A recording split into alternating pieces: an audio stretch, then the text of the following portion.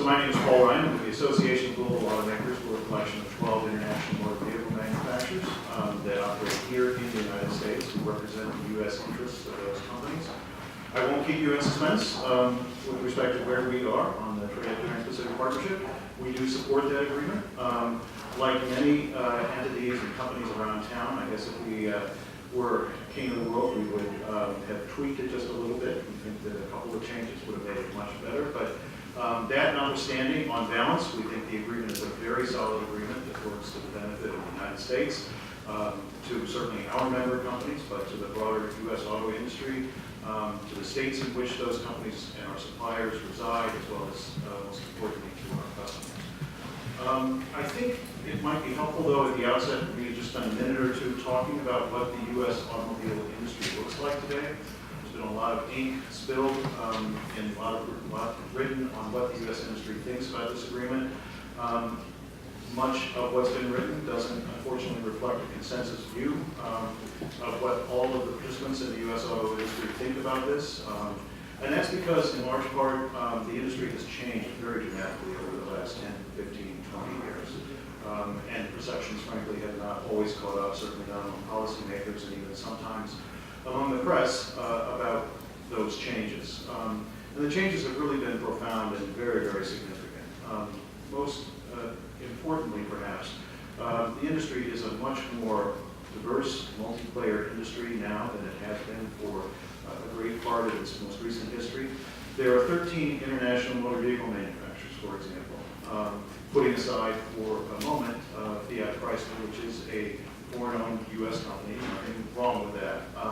But putting them aside for the moment, there are 13 international motor vehicle manufacturers that build cars, trucks, and major components here in the United States, in places like Georgia, Tennessee, Kentucky, Alabama, Mississippi, all over the place. And those companies have really profoundly changed the landscape of the U.S. automobile industry. Just a few statistics, not to wear you out, but there are a couple of ways to sort of look at what the industry looks like. One is on the sales side. And we're still, unfortunately, crunching the numbers for 2015, so the data I have is 2014, but it is illustrative. In 2014, international motor vehicle manufacturers sold 8 million cars and trucks in the United States.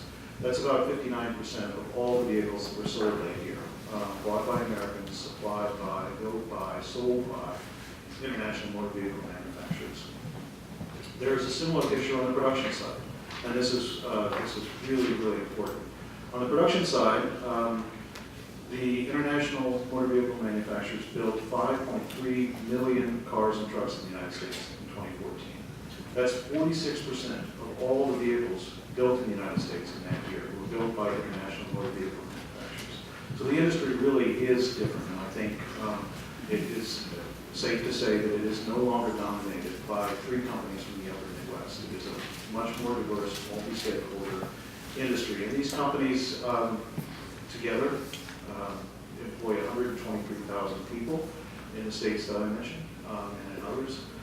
60% of all those employees work on the manufacturing side of the business. Total payroll generated of about $10 billion. $104 billion worth of parts and materials are bought every year by international motor vehicle manufacturers to supply the plants and the factories that those people work in.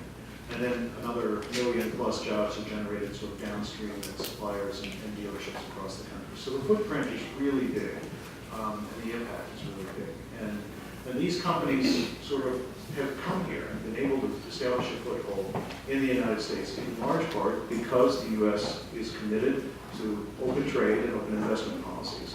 And the companies that we represent believe strongly that the future of the industry, the future of manufacturing really is connected to the spread of those policies and those rules through regional bilateral trade initiatives like the Trans-Pacific Partnership. So it's that perspective that we bring to trade agreements like that, and that's why we support it.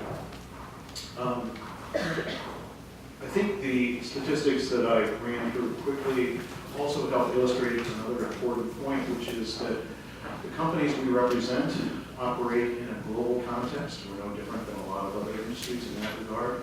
The companies that we represent produce, as I said, motor vehicles, cars and trucks here in the United States, but they also produce in other countries around the world. And many of those countries have been running around negotiating their own free trade agreements.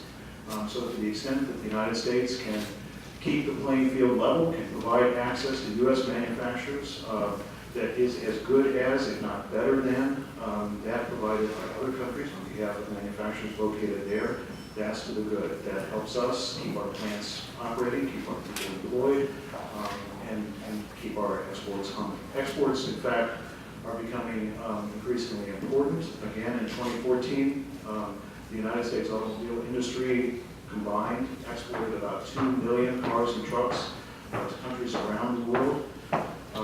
Most of those went to countries with whom we have negotiated free trade agreements. 900,000 of those, so almost half of those units, were produced by international motor vehicle manufacturers in the United States.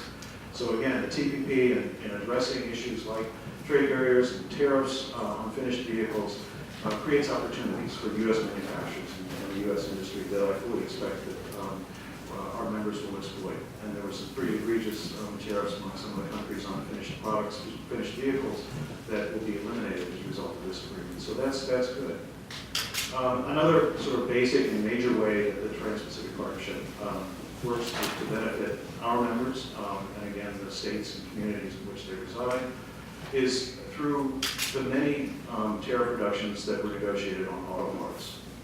Depending on how you count, vehicles today contain anywhere between 10 and 15,000 auto parts. Those parts contain inputs from both domestic and international sources. Our companies operate long, complex, and increasingly global supply chains. So to the extent that our companies and our suppliers are able to continue to have access to competitive suppliers and competitive prices, once again, that keeps us and gives us the ability to remain competitive, not only here domestically, and provide our customers with choices and prices that are the best that we can possibly provide them, but to our international customers as well. Very quickly, I've probably taken too much time, but there's a couple of other chapters in the TPP that I wanted to mention that are important and worth mentioning. One is the Customs Administration and Trade Facilitation chapter. Again, this is really where the rubber meets the road with respect to trade agreements. If you can't get your products, in our case vehicles, across borders and into the export destination country quickly, efficiently, and cost effectively, many of the benefits that have been negotiated as part of the agreement evaporate. So the transparency, the capacity building, and all the other elements of that chapter are really important to our members. Finally, the intellectual property chapter is important as well. And anyone who's been in a new and modern motor vehicle knows the kind of innovation that's happening in that space. On the powertrain side, lots of improvements in the internal combustion engine to meet the new fuel economy standards that the industry is bound to meet. But beyond that, lots of new and different powertrains are coming online. On the safety side in the vehicle, the vehicles are just bristling with all kinds of innovations that will keep the driver and its occupants more and increasingly safe. All of that, really, all of that innovation depends on the protection of intellectual property, depends on the protection of brands, patents, and other intellectual property. So those provisions that are part of this agreement, we're very hopeful will help us maintain that innovation. And equally important are the provisions in that chapter on counterfeit goods. It is extremely important that we keep counterfeit goods out of our supply chain, as well as keep them out of the stream of commerce generally, because the quality of our products depends on that. And so with that, I'll stop and say thank you, and again, be happy to answer any questions.